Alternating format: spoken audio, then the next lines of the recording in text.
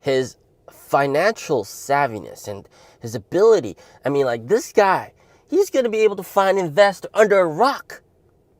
If he needs money, he's going to be able to get money somewhere.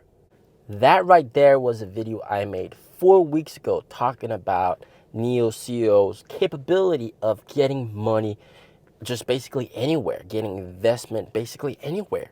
And once again, guys, funding secured.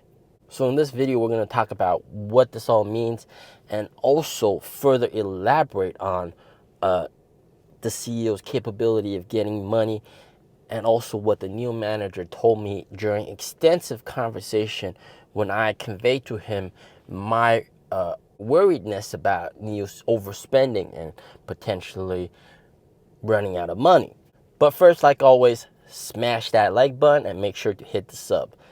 So NIO just got $1.1 billion from an Abu Dhabi wealth fund, and I can guarantee that 9 out of 10 of you guys probably did not expect Abu Dhabi to invest in NIO. You guys probably thought, hey, maybe it's going to be another government in China or something like that. But wow, Abu Dhabi, and also it's only a 5% dilution, and they also get a board seat. Boy, this is absolutely a big win for shareholders. I think this deal is absolutely worth it. I mean, if they can repeat this deal and get another $1.1 billion for only 5% dilution, hell yeah, they should do it again.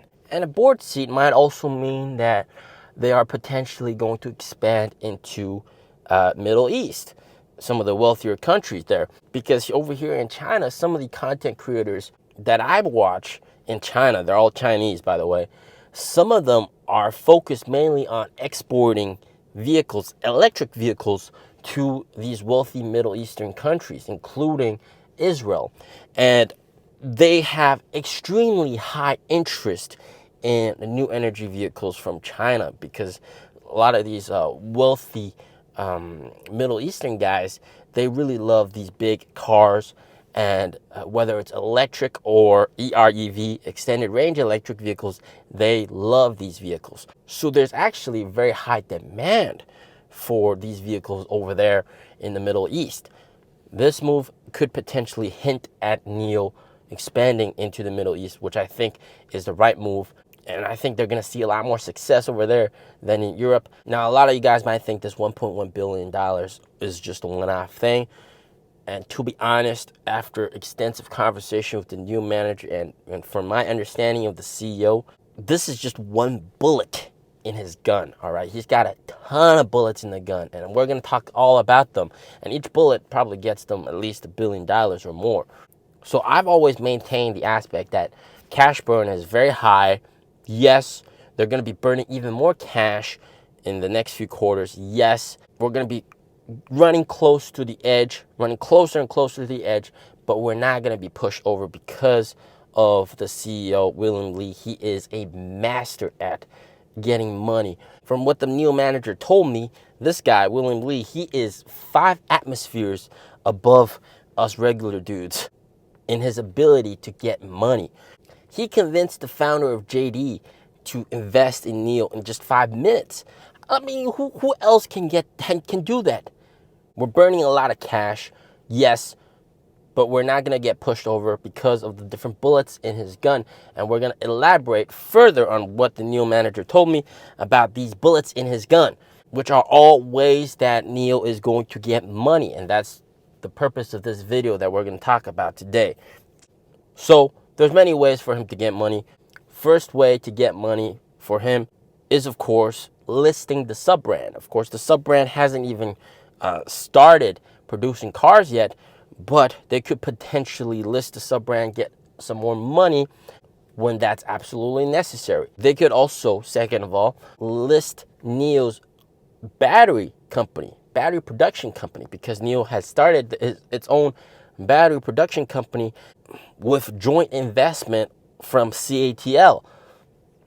Because the demand for batteries is so high, CATL cannot meet that demand. So instead of just purely relying on CATL, they can both work together to form their battery company with investment from CATL to produce more batteries It's a win-win situation for both of them. And NIO can absolutely list this company to get more money, according to the NIO manager. Third way that they could get more money, of course, is by listing NIO China. This one is pretty much a guaranteed, because when the whole Hefei government bailout thing happened, one of the requirements is for NIO China to get listed in China. It's a must happen. It's a clause inside their agreement. It has to happen. Otherwise, the hammer is going to go down on NIO. So, would you rather get the hammer or get the money? Of course, you'd rather get the money, right? So that's pretty much a done deal. It's going to happen 100%.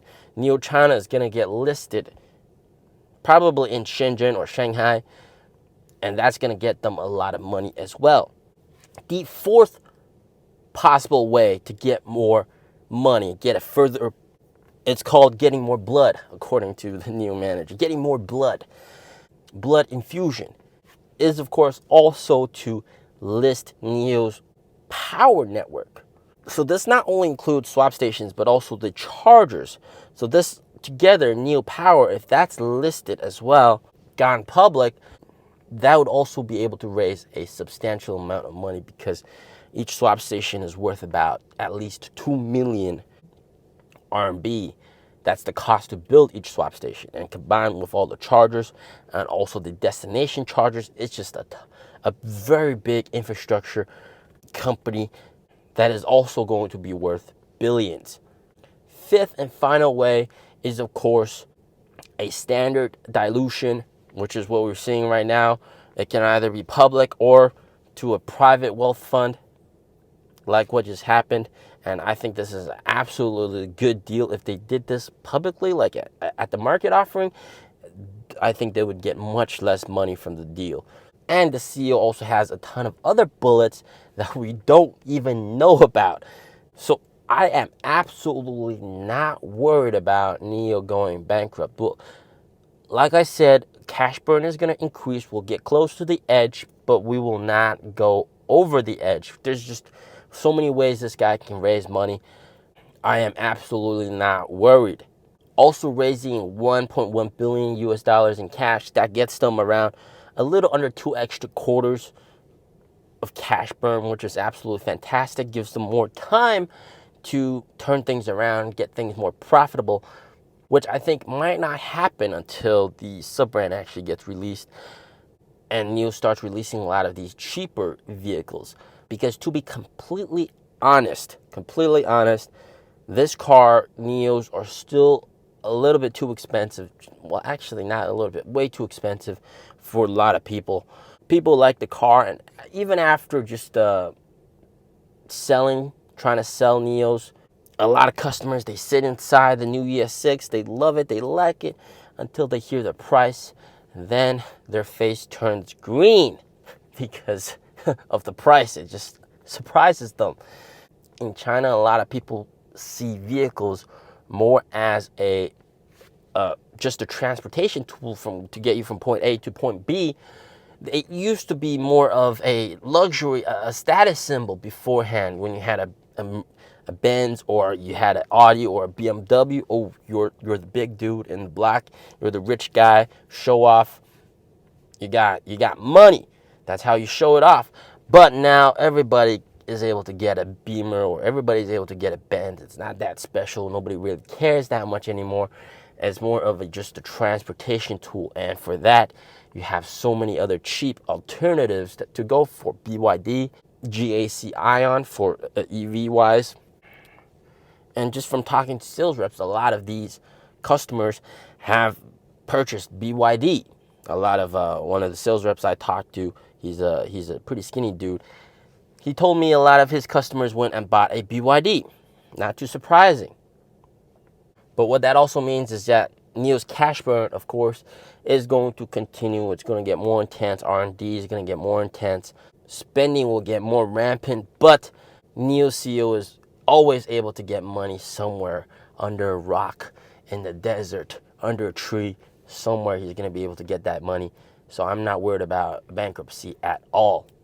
Of course, not financial advice, all right? What do you guys think about this whole entire financing deal? Do you think it's good or bad? I think it's absolutely good news for all the shareholders. Hands down, if we could repeat it, I would say repeat that deal. Very good deal. Always stay safe, stay healthy. Peace out.